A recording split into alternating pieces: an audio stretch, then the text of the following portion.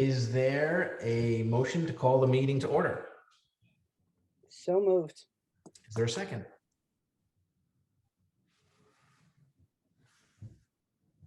Second. Great. Okay. Sorry, muted. Well, we got nervous there. Okay, all in favor? We'll go aye. Aye. Aye. Aye. Okay. Great. So moving on to let's join me with the Pledge of Allegiance, please. Pledge allegiance to the flag of the United States of America and to the republic for which it stands, one nation, under God, indivisible, with liberty and justice for all. Okay. Great. We will go on to section 3 of tonight's agenda, which is public input. If there's anybody here from the public that would like to address the board, now would be the time to do it. I'd ask you to raise your hand or put your question into the chat room. You'll be unmuted if you raise your hand, and you'll have 3 minutes to address the board. And I don't see any questions in the chat room. And I don't see any hands. Mr. Fisher? It's Vinny today still. But, Vinny, I'm sorry. no, it's okay. Blanked out. Yeah, I left the webcam in the office, but I don't see any hands at all. Okay. We will move on to section 5 of tonight's agenda, which is the superintendent's report. Mr. Nichols. Thanks, Brian. So tonight I want to talk a little bit about the COVID vaccine and give you a little bit of context to begin. On the 2nd of November, for those of you who don't know, approved the Pfizer biotech vaccine for persons aged 5 to 11. So as of the 2nd, that age group could become vaccinated. Jeff, not to just interrupt you, whatever was presented is whited out on the screen. Mary, are you there? I am. It's me. Let me just restart it. Okay. Thank you. Brian, there was a message in the chat room. I saw that just come up. We'll Great. yeah, address that after with Jeff. Got it.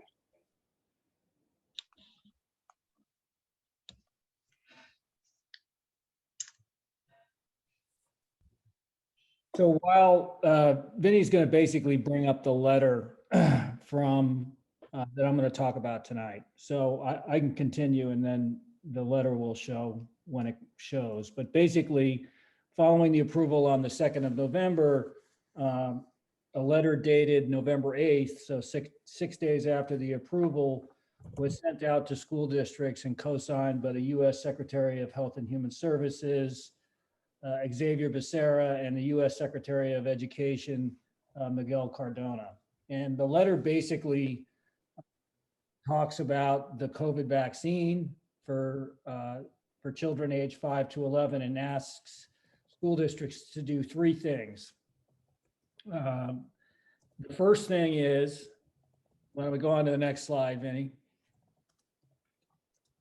This is the beginning of the letter, and it talks about how vaccination is the best tool we have to keep our children safe in school, maintain in-person learning, and prevent the closure of schools and cancellation of valued extracurricular activities.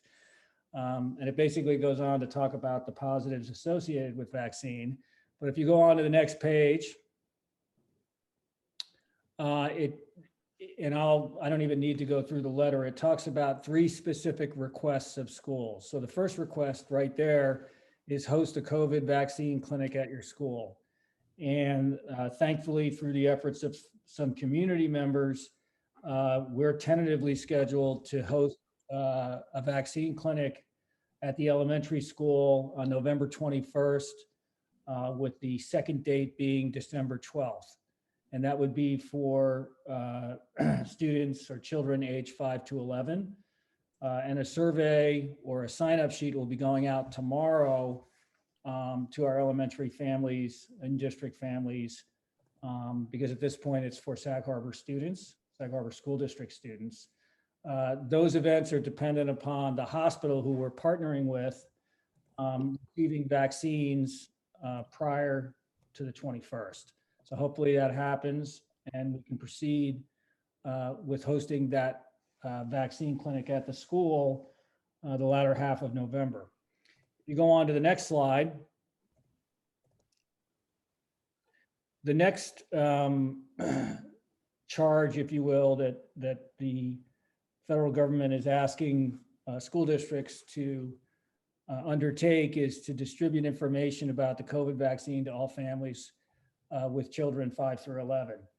And basically there's a one-page fact sheet that we'll be sending out to families. And it's basically a summary of commonly asked questions about the vaccine that a family might ask with regard to their children. So we'll be sending that out via email tomorrow. And then the third charge, if you want to go to the next page, Vinny, is to hold conversations with your school communities on the COVID-19 vaccine. So obviously tonight's presentation is that, a presentation rather than a conversation. So even though the board may ask questions, I think that they're asking for a little more than tonight's format. So within the next week or so, we'll be holding a conversation to be advertised to our school community about the vaccine for children aged 5 to 11. And then probably the discussion will expand beyond those age groups as well, if need be. So those are the three things that, again, the United States Secretary of Health and Human Services and Secretary of Education asked school districts to proceed with. And we've addressed all three of them, and we'll continue with the conversation piece later this week. Any questions? Board questions for Jeff on this part? No questions, just a big thank you to Jeff and all of the school nurses and everybody else that's working to get this vaccine at Sag Harbor Elementary, because it's really hard to get vaccines for ages 5 to 11 out on the East End. So it's a huge deal to have that so close. Otherwise, people are going to go to Manorville and Riverhead and Selden to get their shots. Jeff, I think just there's a question in the chat room, and I'm just going to open it up now to see if there's anyone else attending. If they had any questions regarding the update, now would be the time to raise your hand or put it in the chat room. And if do you see the question in the chat room, Jeff, or should I read it? I didn't know. I do. I can see it. Vinny, you can take down the Perfect. presentation, but the question reads, wondering if there is any discussion to relieve the children of having to wear masks. So at this point, has there been discussion and consideration of it? Yes, but right now the decision is not to move forward with relaxing that requirement. In fact, there has been an uptick in cases both in the school district and in the county. So if you looked at the Suffolk County test positive rate, it was, I think, north of 5% yesterday. And the total number of cases in Suffolk County was just shy of 500 test positives, which does not compare favorably with the data from about 2 weeks ago.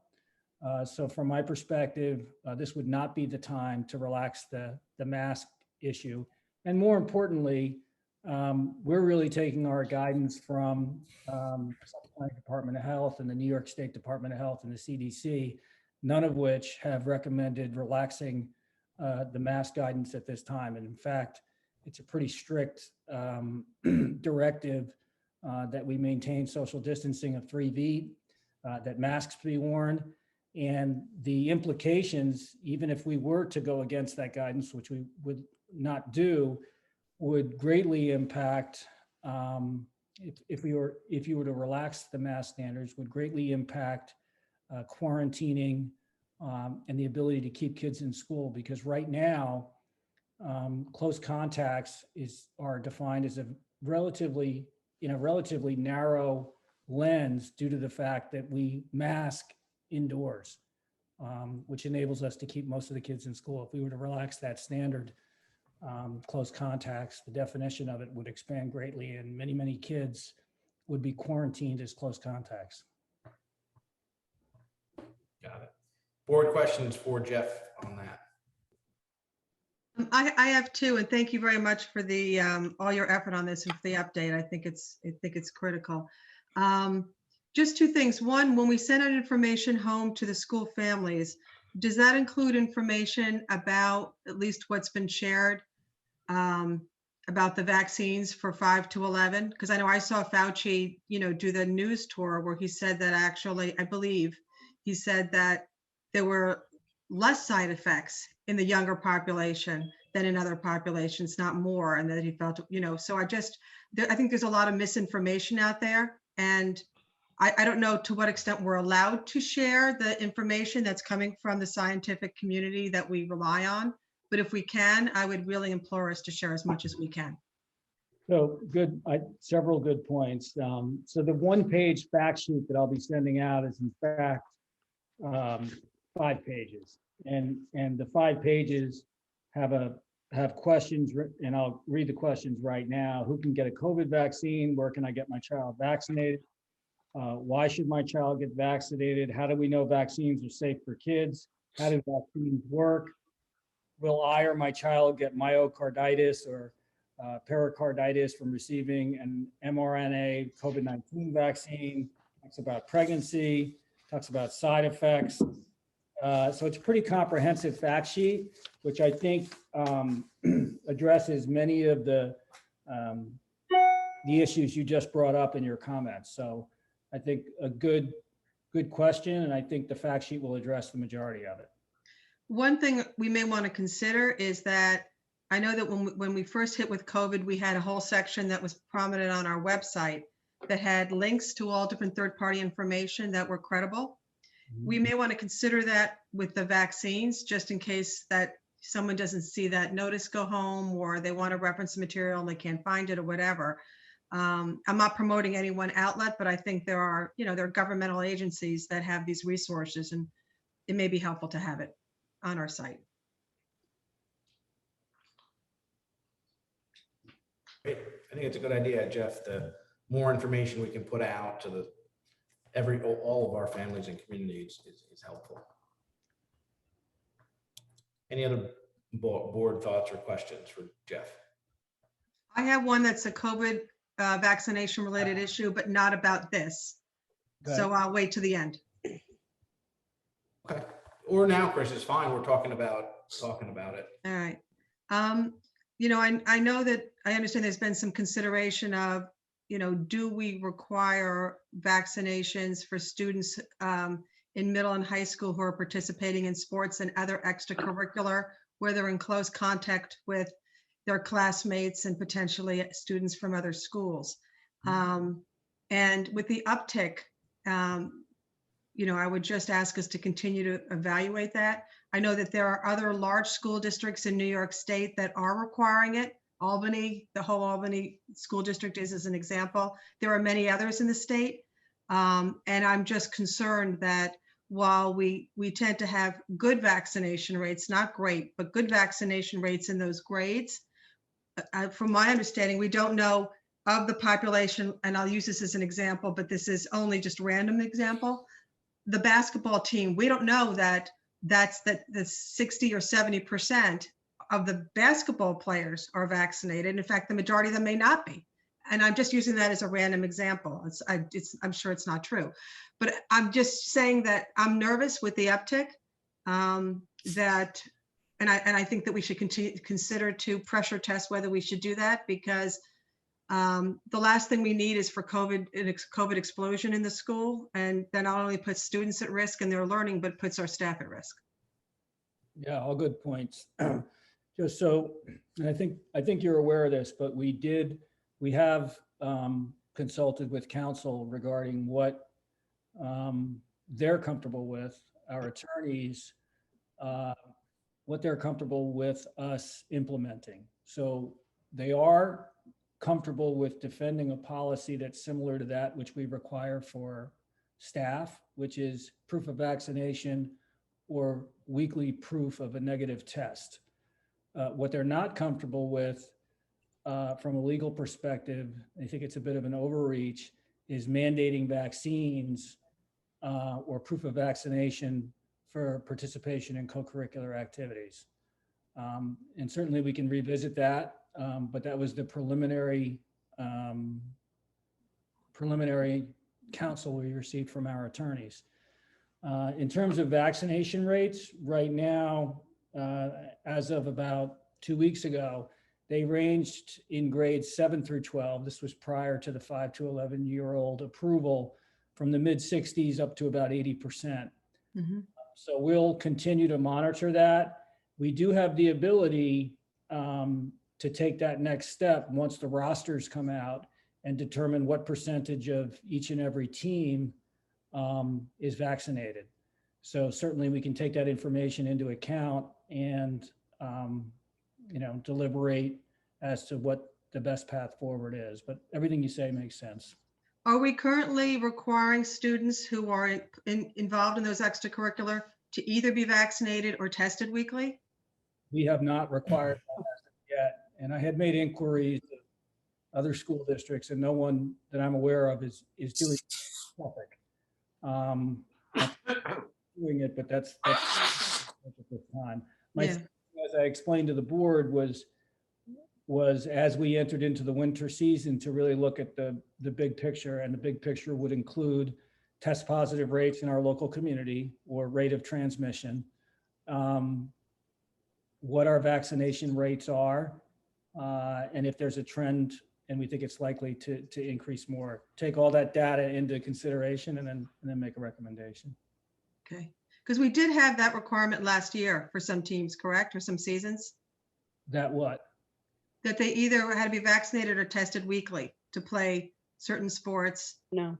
high Yeah. contact, No, they had weekly testing, but weekly testing. Okay, that was supplied through Suffolk County, and right, debate as to whether or not what the value was of that, because they were the rapid tests, right. which are permitted in the current policy as well. Okay. All right. Well, I'm a fan of doing the former that you outlined, even if we're not there yet. And it's good to hear that that's within our recommended legal purview.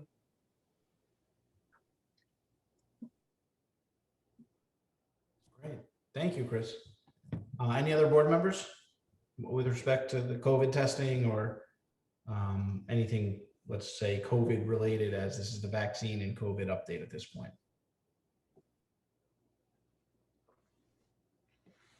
Okay, great. Thank you, Jeff. Move on to item 6.1, the principal's report. Mr. Nichols. Yeah, why don't we start with Mr. Malone? Okay. Thanks, Mr. Nichols. Good evening, everyone. So the key piece that I would like to update all on with regards to the elementary school is that next week on Monday and Tuesday, which is November 22nd and the 23rd, we will hold our parent-teacher conferences. This is our first round of parent-teacher conferences for the school year. In order to allow the teachers to meet with family members, we dismiss early on both days at 11:15. So the children get out early, and then our staff members will be holding conferences via Google Meets through the Zoom format, but we utilize Google Meet, and appointments have been coordinated by our staff. If any families need any assistance setting up the conferences, we welcome them to call the office, and we're facilitating that. These are important meetings between family members and teachers to get an update on student progress thus far, outline areas that may need some additional support, and also pause to celebrate all the successes. So I think they're always beneficial meetings and very productive. To support families on those days when we do the early dismissal, we are going to offer what we refer to as extended SHAPE. So there are some families that need support on those days. We will run the SHAPE program from 11:15, our dismissal time, through the afternoon till 5:15. So that is available this year. Our slots are limited to, we have 60 spaces, and an email is going out tonight So I'm asking families to really be thoughtful about, their need for that. And we hope it helps families that are at work and can't support their children on those early dismissal days.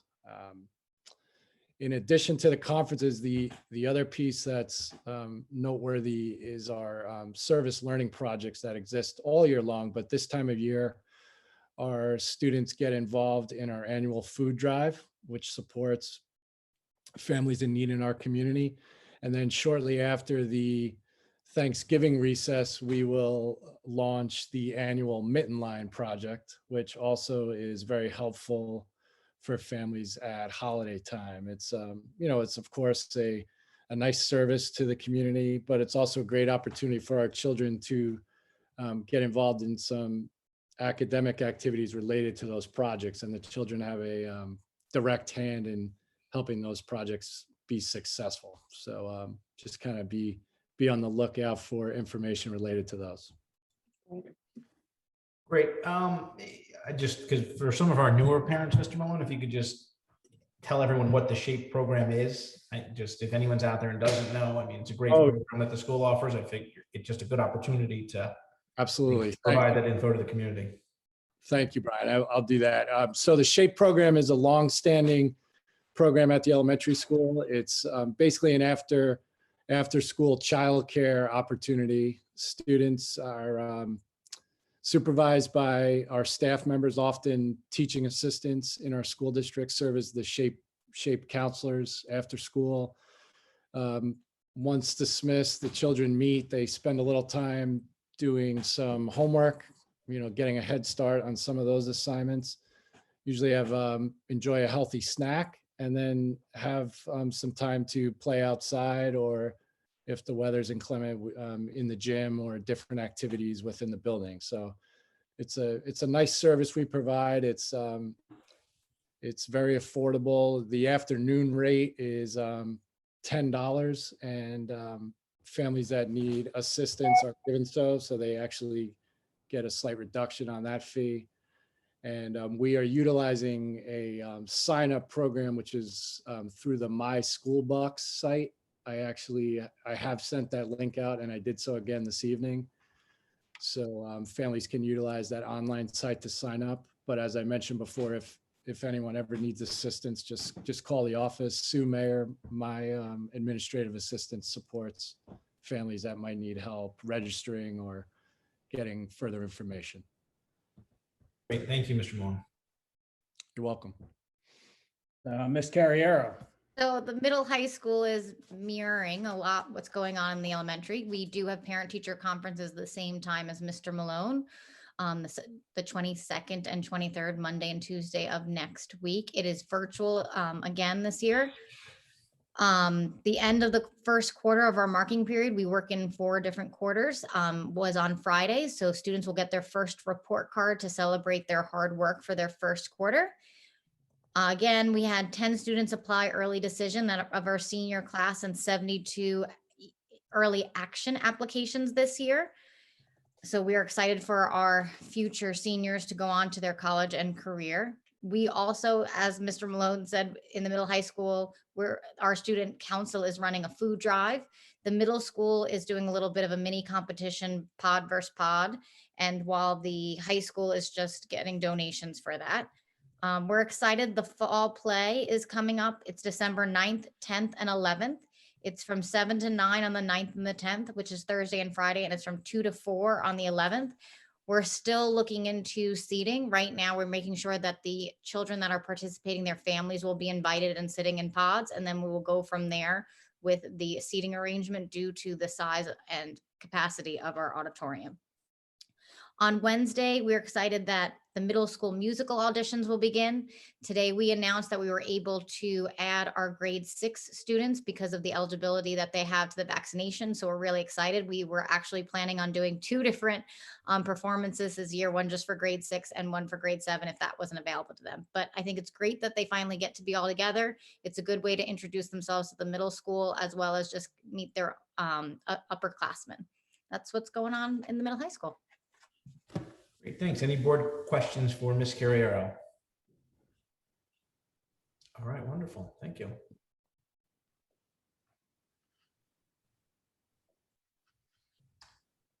on to item 6.2 of tonight's agenda, the school business administrator's report and proposed masonry project. Ms. Buscemi, Yes, hi. Can everybody hear me? we can. Okay, so I had some technical difficulties and I'm going to see if Vinny can actually bring up the presentation that I emailed him earlier. So I'm going to be doing this from my iPhone. And Mr. Severio Belfiore is also here, our district architect, and he's going to be doing the presentation with me. So great. Thanks so much, Vinny. I appreciate it. So tonight we're going to go through the use of our repair reserve fund. At our last meeting, we went through our reserves plan and we talked about every reserve and we discussed the importance of having a clear purpose when these reserves were first created. And we also talked about needing to have a plan in place to use the funds and not just to have the funds sitting there, just in a parking lot kind of way, and not to have a purpose for the funds going forward. So we had a visual building inspection done, and Severio, our architect, actually worked on that inspection with Mr. Wilkin, our facilities director, and this was back in the spring. And that was a required inspection that we had to send up to SED. And we're going to talk a little bit more about the visual building inspection later on. But what we did was, after the inspection was done, there was a whole list of items that fell under various categories, repair and maintenance items. There were some items that were carried over from the previous building condition surveys that we brought forward. And we looked to see what projects we could possibly get done using repair reserve funds. Going forward, we looked at other projects that we could use using federal funds. That'll be the Univent replacement project that we're going to be using our federal funds for. And we put together this masonry project. Severa did a great job. And we have a rather large list of masonry improvements, repairs that need to get done at all three buildings. So we'd like to use the repair reserve to pay for those items and also get that project done over the summer. So let's touch base a little bit more on the repair reserve. And this slide is going to look very familiar to you. It's from the last presentation. It was originally created in May 2015, and the voters approved a maximum level of funding for the reserve of $2.5 million. And when the reserve was created, it was created to pay for certain repairs to capital improvements or equipment, and the type of repairs which must not recur annually or at shorter intervals.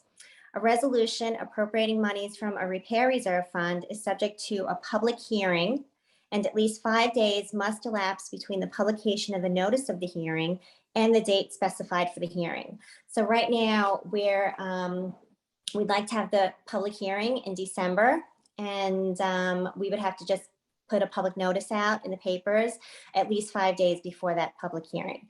So there were funds already used out of this reserve. So during the 15-16 fiscal year, the Board of Education authorized the use of $747,725 from the reserve. And we used those funds to fix the boilers at the elementary school and to pay for district-wide site work repairs throughout the district.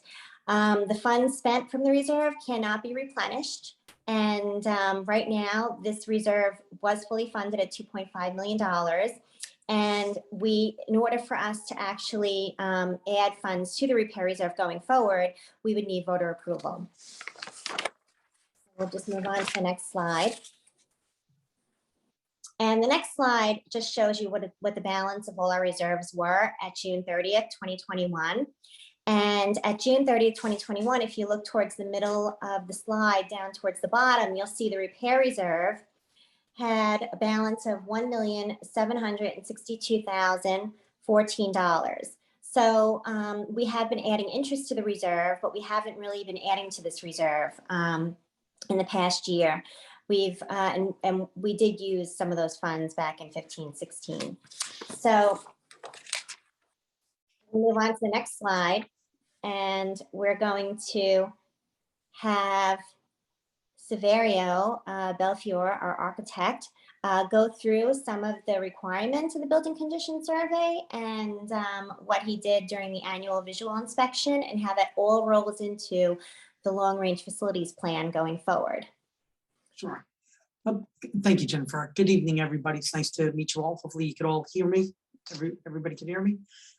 Okay, maybe just to give a little bit of background on the building condition surveys and the annual visual inspections for those who may or may not know about the process. But this is a state regulated Office of Facilities Planning process that is required by the State Education Department. However, in 2019, the enacted budget included changes to the section of the law that related to the 5-year cycle for the building condition survey. And that building condition survey has an acronym called the BCS. So you'll hear me say that quite often. And then it also had an acronym for the annual visual inspection, or the AVI. So in 2019, really what was happening was at the State Education Department level, they just did not have the staff available to go through each one of these AVIs year by year. And so what they came up with was revising this plan to then put under a new statute, that school districts would be required to complete their building condition survey, their 5-year plan, on a new schedule. And that schedule was drawing out this process so that not every school district every 5 years is doing their building condition survey. It's a way also for them to be able to stagger the amount of resources that they need to be able to go through all of this. For Sag Harbor, it actually resulted in an 8-year gap for your building condition survey, because the last building condition survey was completed in 2015, every 5 years, and it had to be submitted by 2016, very early, usually February or March of the following year, they asked you to submit it. So now your new schedule is to complete your building condition survey in 2023, which is where we're getting that 8-year gap. What they also did was they changed the acronym for the AVI to something now they call the visual building inspection. So the AVI got replaced by the VBI, and the VBI is required to be done now annually up until 2023. And then after 2023, they're going to figure out whether or not they're going to require school districts to continue with the VBI. They will still continue to have to do the building condition survey, but it's going to be on that staggered cycle. So when you do yours in 2023, your next 5-year or BCS will be required in 2028. So it's a long time coming between the two cycles. Go ahead, I'm sorry. Was there a question? Nope. The Sag Harbor Building Condition Survey, like I said, it's supposed to be completed in 2023. The basis of that building condition survey is the development then of your long-range facilities plan. And as a result, your long-range facilities plan needs to be submitted each time you submit a project to the State Education Department for a project being done. What they like to do is make sure that school districts are being proactive about completing work that has been identified, whether it's a health and safety item, whether it's something that affects the indoor air quality, whether it's something that affects the student's ability to be able to work or to be able to use the facilities within the buildings. They want to make sure that districts have a plan to be able to address those items. The State Education Department also did it as a way for them to be able to identify what their potential building aid outlay would be over a 5-year period. So by making school districts do this report, they then got a snapshot of the potential building aid that they would be paying out. So it's important for school districts to keep this plan updated. It's important to continue to do the visual building inspections, because then you update and you monitor your BCS to make sure that you are addressing the needs. And when new things pop up or new things need to be done, you have a vehicle or you have a mechanism to be able to plan this and to be able to then to incorporate it into your long range plan. So really, ultimately, your long range plan won't be completed anytime before March of 2024, because your building condition survey will be completed in 2023, submitted very early 2024, and then we can then develop a long-range facility plan from the information contained in your building condition survey. And the state is specific about that type of timeline because they want the long-range plans to have the most up-to-date, the most recent information that's been received through your building condition surveys. So that work has been completed. And as a result, if you go to the next slide, you can see that what we did was we put together a chart, and there are 11 categories on this chart. The building, or the VBI as they call it, is comprised of a worksheet. It contains about 130 to 135 different questions regarding all of the building systems within each building. And they touch everything from interior finishes to toilet facilities, to athletic facilities, to ventilation, to indoor air quality, to mold, to pesticides, to rodent repellents, all types of things that you use in the buildings. And they have this extensive 135 question report. We give a rating to each of the systems that are within the building, and we also then give a dollar value for any items that we see that need to be done. So if we identify something that's a health and safety item, or we identify something that needs to be repaired, we indicate that on the VBI, and we provide a dollar value for what we think the repairs are. And you can see that those 135 questions boil down into about 11 different categories. Like I said, everything from site utilities all the way up to COVID-19 interior finishes. And we came up with, for the elementary school, about $4.4 million worth of work that was identified. And for the middle school, high school, about $7.5 million. Now, it doesn't mean that all of those items have to be done immediately. What it indicates that some of those items are issues that either those systems have exceeded their useful life, are giving the district issues, or are items that need to be repaired, because if not addressed, have the potential to cost more and cause more issues. And that's specifically what we're going to see with the masonry project. The masonry repair project is a prime example of a project utilizing your repair reserve fund to be able to address imperfections or issues with the masonry that, if not addressed, will just eventually cost more for the district, either cause more interior damage, cause more brick and deterioration of the mortar, and ultimately lead to additional costs for the project. So I won't go through every one of those items, but you can see that we went through and extensively put a dollar value to each one of them. Plumbing fixtures happen to be one of the larger numbers on this report, mainly due to really just the age of the toilet facilities. And so a lot of the facilities are outdated. The finishes, the materials, they need to be updated. They no longer comply with some of the new Suffolk County Health Department requirements. Even some of the lead in testing or the lead in drinking water testing has had an impact on toilet facilities. So you see that that's a pretty large number when you look at it, as well as lighting. Lighting was another item that we identified throughout the buildings, in which could be upgraded, could be changed to LED lighting, help to reduce the operational costs of the building, as well as improving the lighting quality through all the classrooms.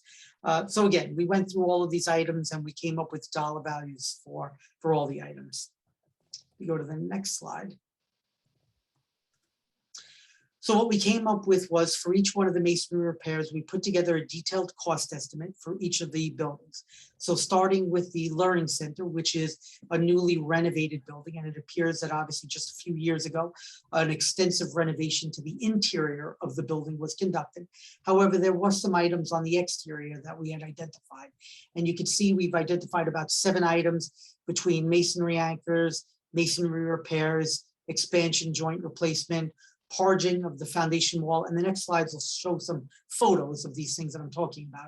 Repointing of the masonry, which is where you grind out the joints between the masonry and you repair them. So here are some images. So if you look in the upper left-hand corner and in the lower left-hand corner, you could also see some examples of masonry cracking. That's where brick displacement has happened. The bad part is that when moisture or water or rain gets into those cracks, and then during the winter, that rain freezes, that water freezes, it has a tendency then of pushing that brick out even more. And so you could end up with more displacement of the masonry, additional cracking, or even leaking on the inside of the building. So addressing these items is important because, again, it has the potential of leading to future issues within the building. So those are some examples of masonry cracking. Lintel repair, it's a little bit hard to see, but the photograph in the middle on the bottom is a lintel. You can see the red color is the rust that we've exhibited through it. So really what we would look to do is scrape, prime, and paint those lintels. By doing that, you're going to extend the longevity of those lintels In some areas, which you'll see at the middle school and the high school, you can see where deterioration of those lintels have caused them now to bow and bend a little bit. So masonry starts to sag in those areas. Sometimes it could have an effect on the operation of the windows.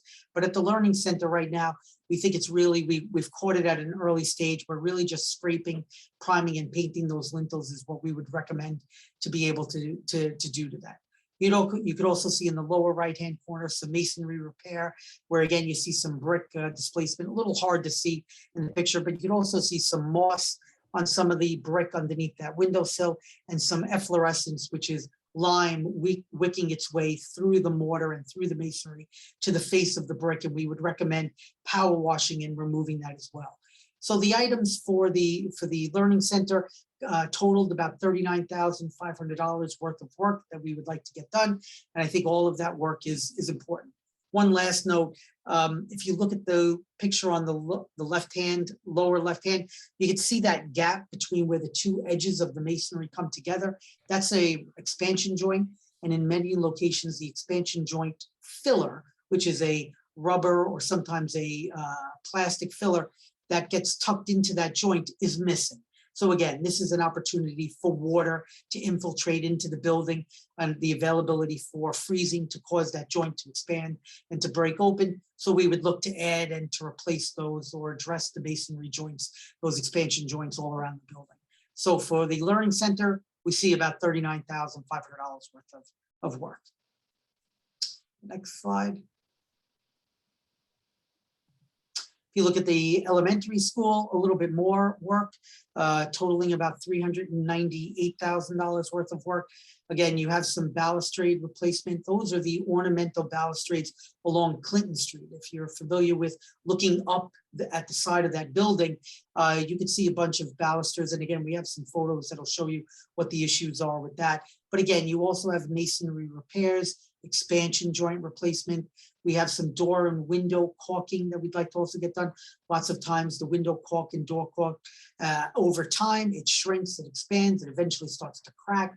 Although it's a very polymer or a very pliable material, over time it needs to be replaced.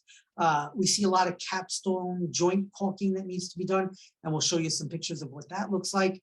Repointing on both the first and second floor, and we broke that out for the cost estimate because once you get to a certain level that can no longer be addressed by somebody on a ladder, they then either have to build scaffolding or they have to use lifts around the building to be able to address the masonry. That's why this is a perfect project to be done during the summer when school is out, because 9 out of 10 times you want to keep that scaffolding erected around the building so that the contractor could work as efficiently as they can, but it makes for not very easy access to the building. And you also don't want to have children walking underneath scaffolding where there's the potential of something falling on somebody or somebody getting hurt or during that. So it's a prime project that you would want to do over the summer as well. Again, we would look to scrape, prime, and paint the lintels. There are a couple of louvers around the building that we would also look to replace. They're pretty rotted and rusted out. And then there's also some scupper and leader replacement that we would like to do. And finally, some parging of the foundation wall around the building. The exposed portion of the foundation wall has a cementitious parge. Over time, that parging starts to crack and deteriorate. It falls away. And then we would like to obviously address that as part of it. So you can see there's about $398,000. We go to the next photo, the next picture of the next slide, I'm sorry. Here are some pictures of some of the work that we'd like to do. Again, listing all of the items that I described that were on the cost estimate. A little bit hard to see, but in the balustrade replacement, I don't know if you could see that all of those balustrades are all broken. At the base of every one of them, they are cracked and they are literally sliding off of each other. So the thought would be to replace them with either a solid plastic or a phenolic resin balustrade. That would help to reduce the weight. It would also increase the longevity, right? Natural stone, limestone balustrades like this usually have a shelf life of around 50 years. We're just over that with the age of the building. So the thought process would be to replace those with something that would no longer rot and cause an issue to be able to cause problems. Sometimes it's also for these, since they face the southeast side of the building, they're exposed to more thermal expansion than other elevations. So what happens is those balustrades heat up during the summer sun, and when it cools down at night, they have a tendency of cracking. So we would look to replace those. Power washing and capstone repair, you could see along that elevation by the auditorium, you could see where moss and mildew is running off of the capstone and it's staining the limestone. So we would look to power wash and clean that off. And that happens pretty much all around different parts of the building. If you go to the next slide. Okay, you can see some examples of, again, masonry cracking, which is cracking, right? That is a result of the bricks cracking. Some masonry repair, the picture next to it, the upper middle picture, you can see the cracks in the wall. Louver repairs, those are the items that we talked about where those louvers are rusted and rotted out. So the caulking around them is also deteriorated. Again, an area for moisture to infiltrate into the building. We would look to replace and to re-caulk those areas. Parging the foundation coating, that lower left-hand side picture, you can see where some of that parging is falling off of the foundation. Masonry repairs around the chimney. And again, some more examples of power washing and capstone repair. When I talk about capstone repair, it's the joints between the limestone capstones that run around the perimeter of the roof of the building. In many cases, those joints are open. The caulking has deteriorated and fallen away. And so we would look to re-caulk those again, a way of keeping the building watertight and keeping the water from infiltrating into those into the limestone. You go to the next slide. Just some more close-up pictures of, again, the rusted louvers and the rusted lintels that we would look to replace. You could see an exterior louver in the middle. All of the caulking has deteriorated away. So we would look again to, put in the baccarat and caulking around it. And the picture on the right is where you could see some brick displacement at the upper banding of the masonry. So we would look to remove those sections of the brick, reset new brick and new mortar in those areas. Again, to make sure that we keep the building watertight. The next slide is the work at the high school, middle school. Again, we have a number of about $517,719. Again, a little bit more than the elementary school, obviously, because it's a bigger building. Again, we have some issues with, we'll show you some photos of one of the balconies where we're having some issues with the balustrades, the limestone coping, and the roofing in that area. We would look to replace that. Masonry repairs, again, as we spoke about, expansion joint, door and window caulking. We have some ivy growing around the building. We would also look to remove that. Although it looks nice, ivy is actually very detrimental to the mortar in masonry. It pulls out the mortar and it makes it more brittle. So we would look to remove the ivy off of the building. Again, repointing, some masonry repairs, scrape priming and painting the lintels again, some metal panels underneath the door, underneath the windows, which we'll look at the middle school section of the building. And also we have some painting of the exterior doors. A lot of that paint is chipping and peeling away. And so we've identified a couple of doors that need to be replaced there. A couple of doors that need to be primed and painted. About $517,000 worth of work. Next slide, I'll show some photos.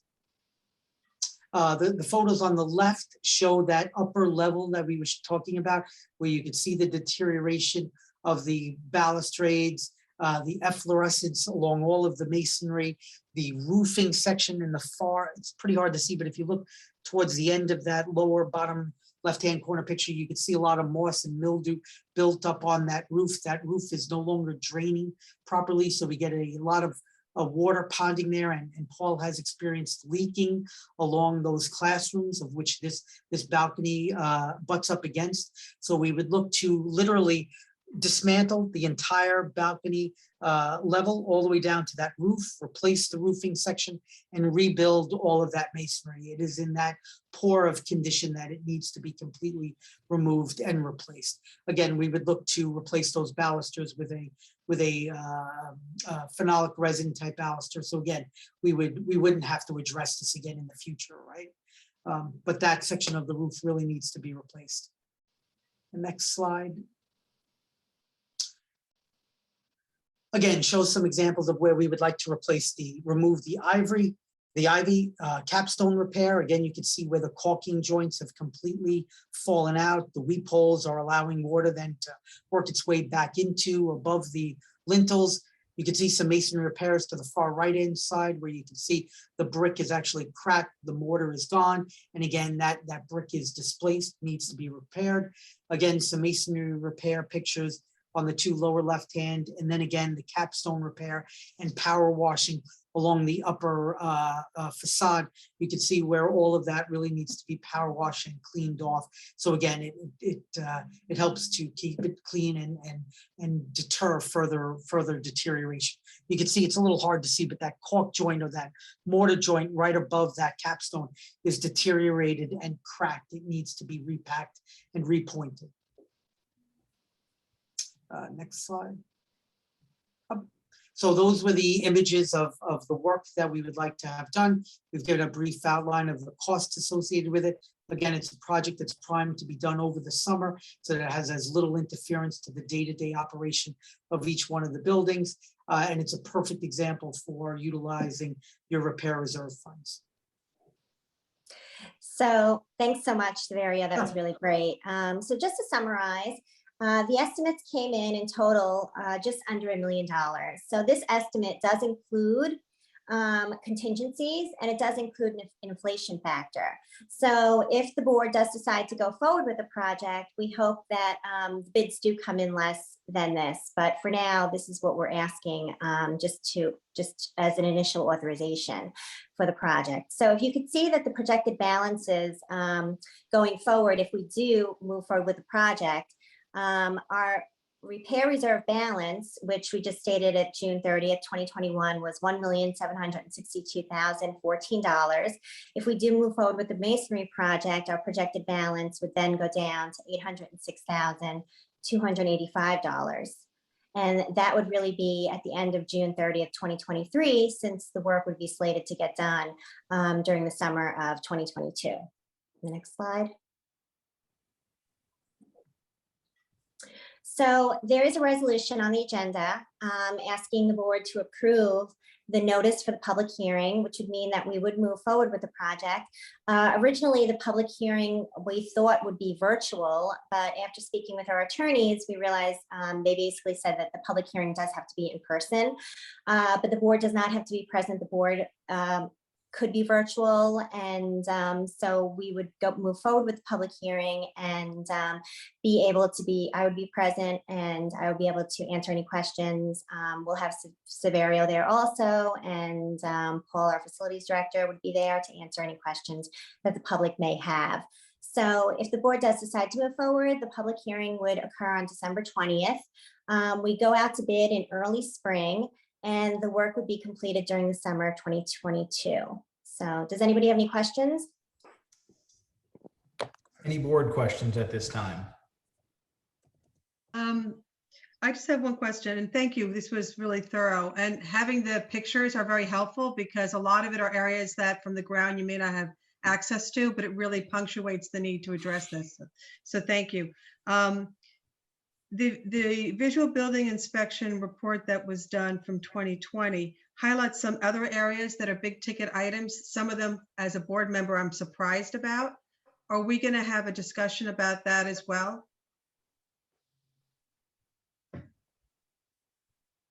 I'm not suggesting now, but is that in the plans to talk about? Yes, definitely. Well, we are addressing some of the other items on there. So we are going to talk about replacing the unit ventilators using that federal money.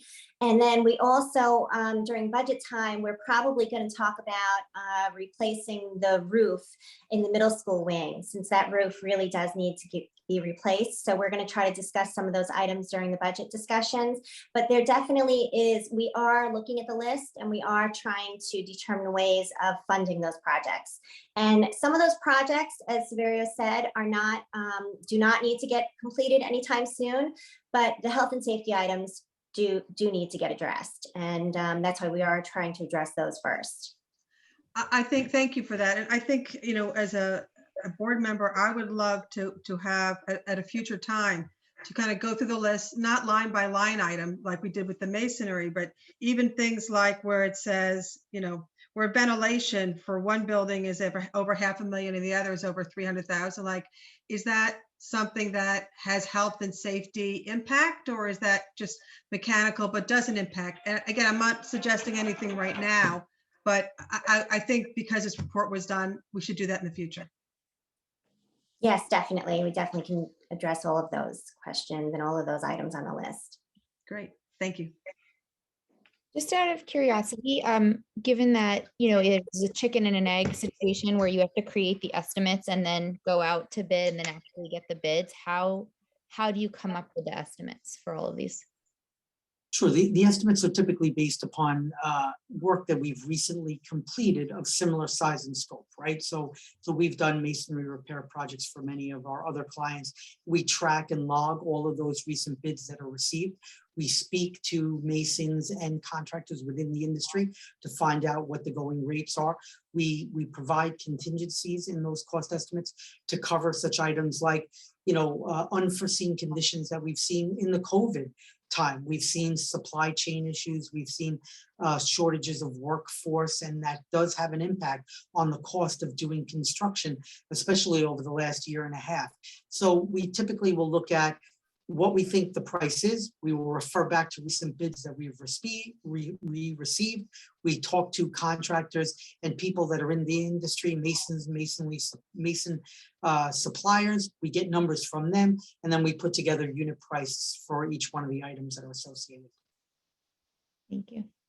Okay. And just, have we seen pricing go up significantly just on the current times? Is that something that potentially we could benefit from if we waited a year, or what are the thoughts on that, just from an economic standpoint? Sure, that's a great question. What we've seen right now is really an increase in mechanical systems. I think it's due to twofold, right? There's been a heightened sense of awareness to indoor air quality. So I think you've got one thing where the market itself, there's just a shortage of mechanical equipment and mechanical contractors being able to address all of the indoor air quality needs, not only in school districts, but in all municipalities and all public buildings. So we have seen a tremendous increase, somewhere in the neighborhood of about 36% of an increase in mechanical costs. As far as masonry costs, those types of COVID has not really had an impact on the availability of masonry items. We have seen that contractors are, although pricing for materials has gone up, we've seen contractors keep their bid pricing low because they're interested in keeping their workforce employed and busy. So although prices may be a little bit higher on the materials, the labor prices we're seeing are lower. So I think for masonry work, we're primed at a good time now to be able to address that. We don't see heavy cost increases. We're waiting a year out would serve us a little bit better. And that's why I think we're glad to see some of the unit ventilator replacement projects that we're looking to do, that's out a little bit further, because we would like to see market corrections in some of that. And hopefully as these supply chain issues get resolved, you'll see some of those costs come back down to where they were industry standard a year or two ago. But I think we're primed right now for masonry, and that type of work seems to be pretty consistent with what the industry standards are.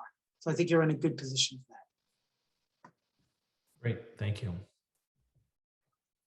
I just had Any other one board questions? Can you hear me, Brian? Yeah, sorry, Ryan, I didn't hear you for a second. Yep, we hear you now. Just one question quick. I appreciate the presentation. Just what is the expected lifespan for the caulking and the repairs that we're proposing here? Is this something we should be expecting to do regularly, or is this something that's going to last quite a while? That's another very good question, because I don't want to sit here and say that we do these masonry repairs and you will never have to address the masonry again on your buildings. What's indicative of masonry constructed buildings is that over time, weather, snow, rain, wind has an effect on the exterior facade. And so although we would be addressing masonry now, it's not to say that in another 5 or 10 years, you wouldn't see some other areas of the building needing masonry repair. It's not realistic to think that you're going to go in and replace all of the joint and do all of the masonry repair around the building all at once.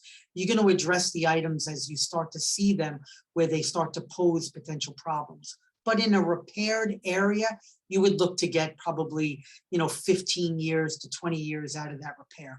Brick has an exceptionally long lifespan, and you can see in the age of your buildings, right? The buildings still look good, even though we do have some minor issues around them. Caulking, you usually get about a 10-year warranty from manufacturers. So whether it's Tremco, GE, Sika, any one of those products, they typically give you a 10-year warranty. Caulking, again, the life of caulking really depends upon the swing in temperature changes. So if you have really bad winters to really hot summers, the thermal expansion of those materials could create or could move or make that caulk deteriorate a little bit prematurely. But typically you would get about 10 to 15 years out of caulking. So once we do these repairs, I would think that you would be good in all of those areas for about that time. But again, you may see in a few years some other areas where they look good now, but then some cracks start to develop or some mortar starts to deteriorate. So having masonry buildings, this is something that's going to be ongoing all the time for your buildings. It's not a one-time fix. How often are we looking at doing this, in your opinion? Well, I think every time you do the building condition survey, every 5 years, you're probably going to identify some items. Now, as we get done with doing the lintels and replacing those items, they're not going to reoccur for maybe 15 or 20 years, the lintels. So you'll start to see, I think, the amount of masonry that needs to be done lower and lower each time you get around to it. So, but I would think every time we do the building condition survey, you may identify a couple of areas where masonry pointing needs to be done. Got it. Thank you. I'm sorry, I just have one more quick question. Yeah. When the 2020 visual building inspection was done and I see it was revised this past April, is there a report that is a result of that inspection? Yes, we put together the 5-year, the visual building inspection. There's a report that comes with each one of the forms that was completed. So we can forward a copy of that over if the board would like to look at that, as well as the 5-year plan. And we are completing a visual written narrative also that goes along with this report. So once that's completed, we could send that to you as well. I think that would be very helpful. Thank you so Sure. much. Yep. And I would also like to say that Severio is going to be at our Educational Facilities Planning Committee this Wednesday. So we are going to be answering any questions at the committee. And that meeting is going to be at 6 o'clock. And of course, if anybody else from the public would like to come and ask questions about the project, they can. Great. Any other board questions? No? Okay. Thank you very much. I'm going to move to item 7 on tonight's agenda, which is an action item to approve the virtual public hearing on December 20th of 2021. Is there a motion? So a second. Brian, excuse me, Brian, Yep. we have to remove the word virtual. And add. Correct. And we were instructed to do that during the discussion portion. So we'd have a motion. And once we had a second And you during discussion, I'd make the amendment for the voting. Okay, sorry. That's okay. Thanks. I make a motion to amend it for the. Well, we gotta make a motion. Is there a motion first? Yeah, we did. We had a first and I seconded it. Oh, great. Okay. So then under discussion before we move forward, I'm going to have a motion to amend to remove the word virtual from the subject line. And also in the notice of public hearing, remove the word virtual. And after the date stated as December 20th of 2021, add the sentence that at the Pearson Middle/High School, 200 Germain Avenue, Sag Harbor, New York, is where that will take place. So with that amendment, is there a motion? So moved. Thank you. Is there a second? Second. Thank you. Mary, please open the voting on the amendment. I don't have a computer, so Mary, I'm aye. Thank you. Okay,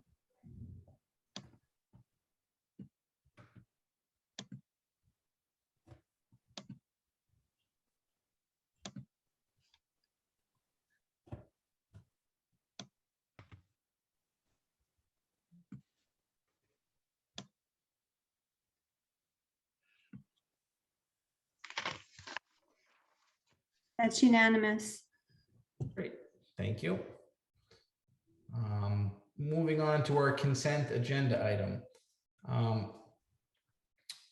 Prior to that, I'd have a motion to table item 8.5 under the consent agenda until our next meeting.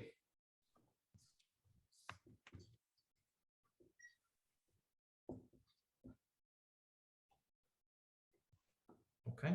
Yeah, I make that, are you waiting for someone to make that motion? I am. I'm so sorry. That's I okay. make that motion, and the reason why is, and I didn't recognize this, and I guess that nobody else noticed it as well, but usually the process is that the internal and external auditors, those vendors are recommended through the audit committee to the board, and at the audit committee, we did not have that discussion and have not received that recommendation. So I'm suggesting that we table it so that the committee has an opportunity to discuss it and come back to the board with their recommendation. Is there a second? I'll go second. Okay. Any discussion? Okay, great. Mary, as that's not part of it, we'll take a manual vote. So I'll vote aye. Okay, Aye. Aye. Aye. Aye. Aye.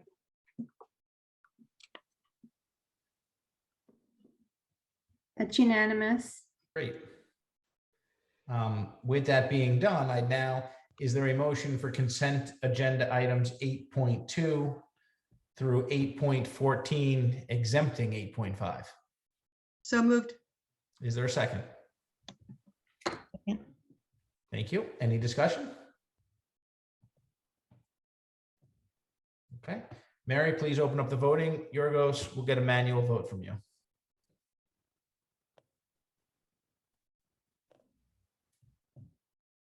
Mary, I'm aye. Thank Okay, you.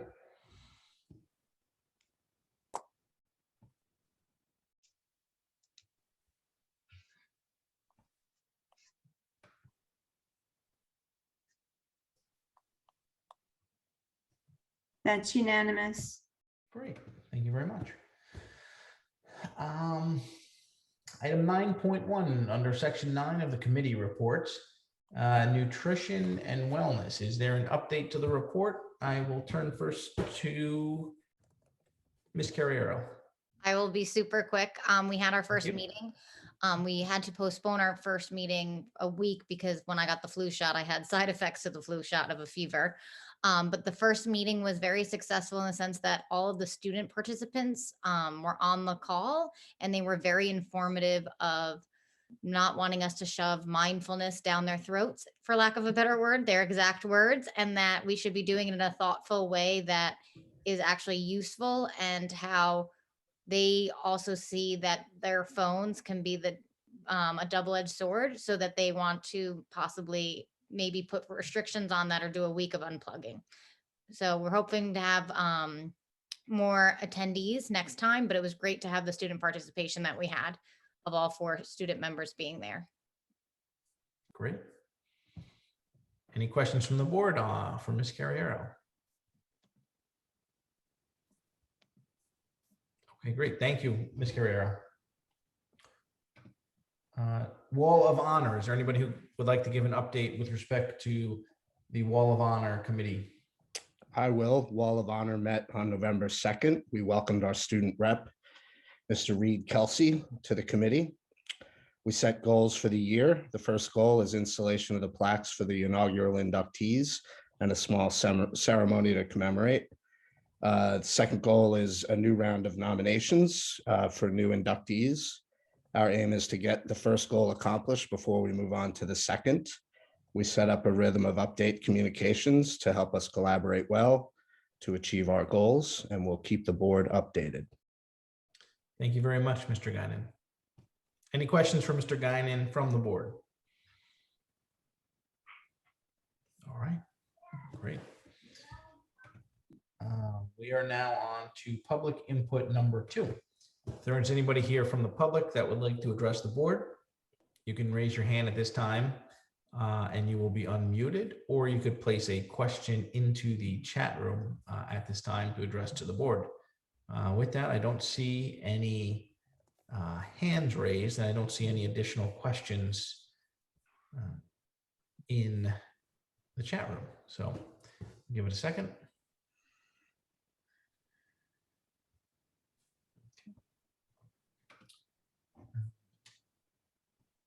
Seeing or hearing no one, I would move to section 12 of tonight's agenda.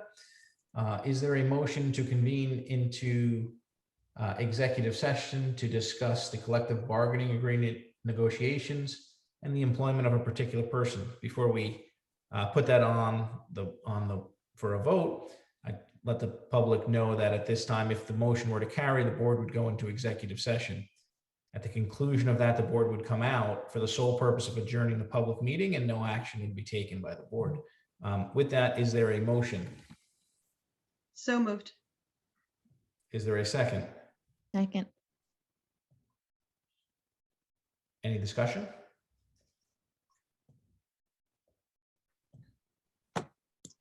Okay. Mary, please open up the voting. Mary, am I? Thank you.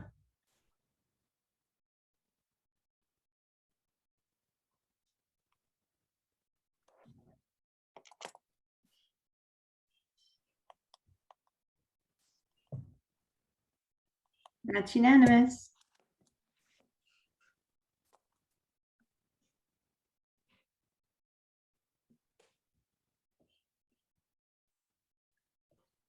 All right, great. Those invited to executive session, there is a link in your email. We will sign off here, and I'll see you there shortly. Good night. Have a good night, everybody. Have a good night. Good night, everybody. Thanks, Averia. Sure. Good night.